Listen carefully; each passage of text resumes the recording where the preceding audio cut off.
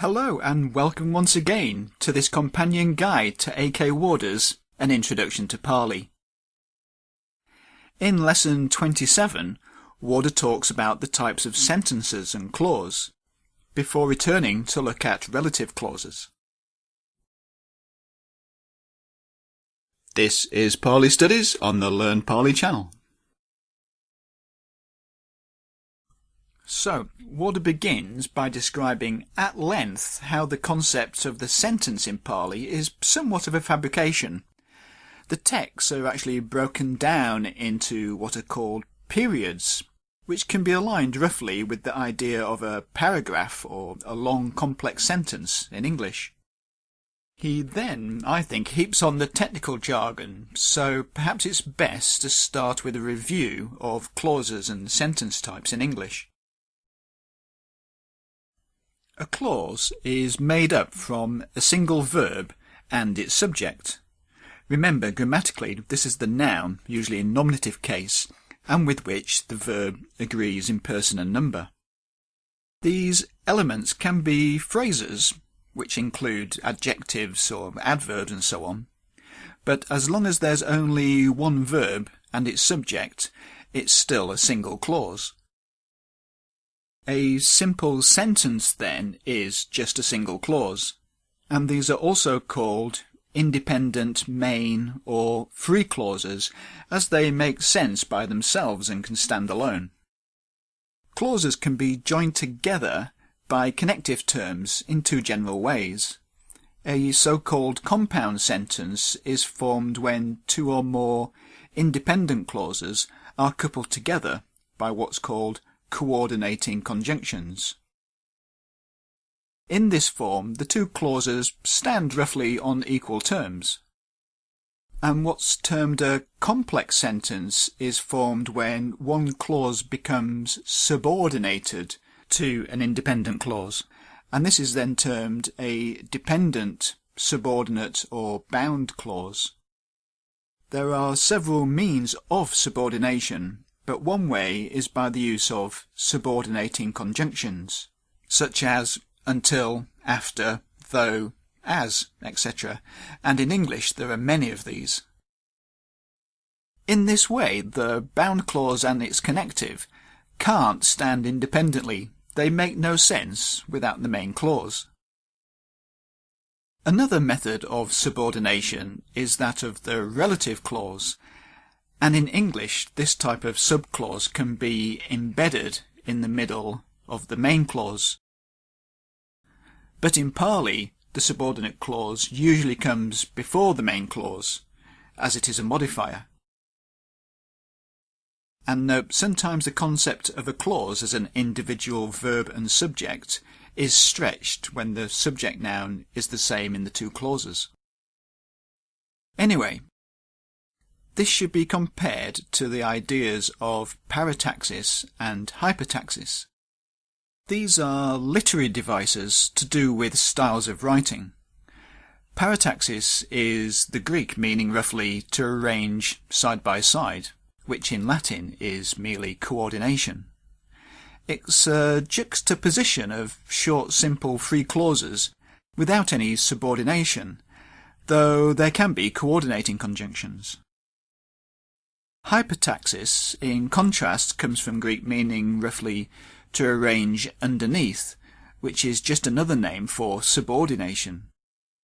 Hypotaxis doesn't place ideas side by side, but instead subordinates one to another. This may merely be to add more information either about a subject or the action itself, but is also used often to express cause and effect, or chronological sequence, or even the manner in which something is done.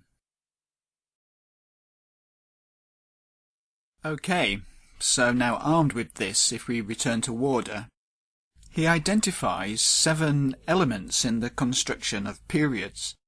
The first he calls conjunction, which in our terminology is the connection of clauses through coordinating conjunctions, such as when one or more clauses are linked via the indeclinables cha, pi, or va. and these were covered in Lesson 17. The second Warder calls Paratax, but he actually means conjunction through the use of demonstrative pronouns, this and that, which refer back to a previous person or statement.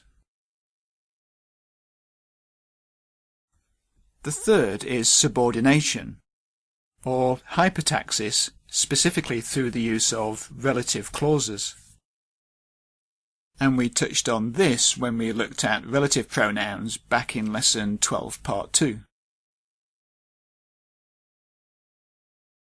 Fourth, Warder breaks out Bahubihi compounds as a special case of relative clause, when they modify another substantive.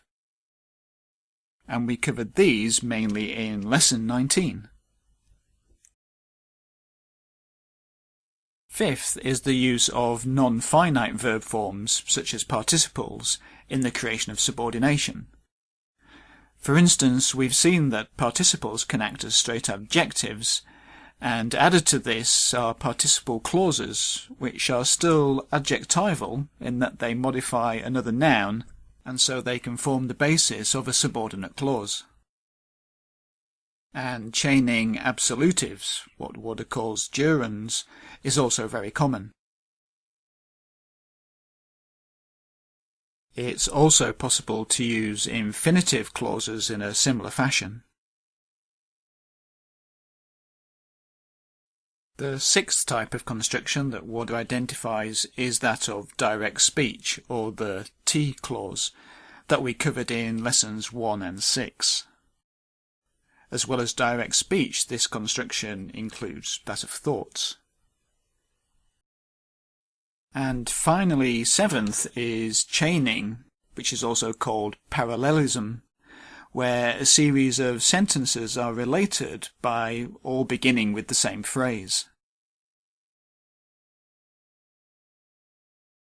So, as I've noticed, we've dealt with several of these topics in some detail in previous lessons. And next, Warder continues with another look at relative clauses, which are possibly the most frequent of these constructions. And in this section, Warder is mainly dealing with relative adverbs.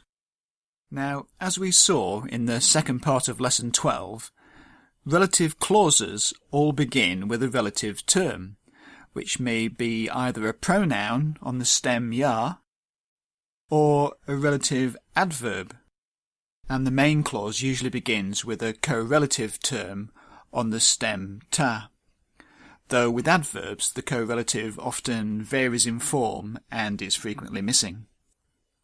There is already a separate tutorial on the relative adverb, so I'm just going to give a brief overview here and then refer you to that tutorial.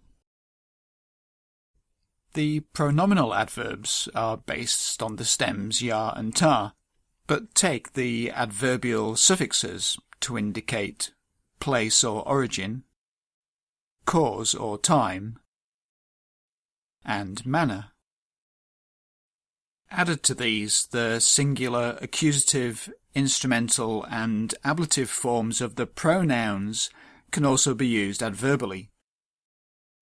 And together these generally answer the questions where, when, how or why something is done. Yang is the most general in meaning, and is often just a marker for a relative statement, like the word that in English. And it can be used in many different ways, and Warder gives several examples. Yata is the next most general, used usually in a consecutive sense, or to describe manner in which something is done. For the rest, please see the tutorial on relative adverbs appearing above now. Warder also adds some conditional terms like if and then, which, although they properly belong here, I'm going to leave until we come to Lesson 29, when we look at the conditional tense. Okay, I think I will leave Lesson 27 here. There are links to the exercise translations below, And in the next lesson, we look at the middle or reflexive voice, the denominative secondary derivation, as well as the fourth class of verb conjugation. Until then, don't forget my other tutorials and of course my blog.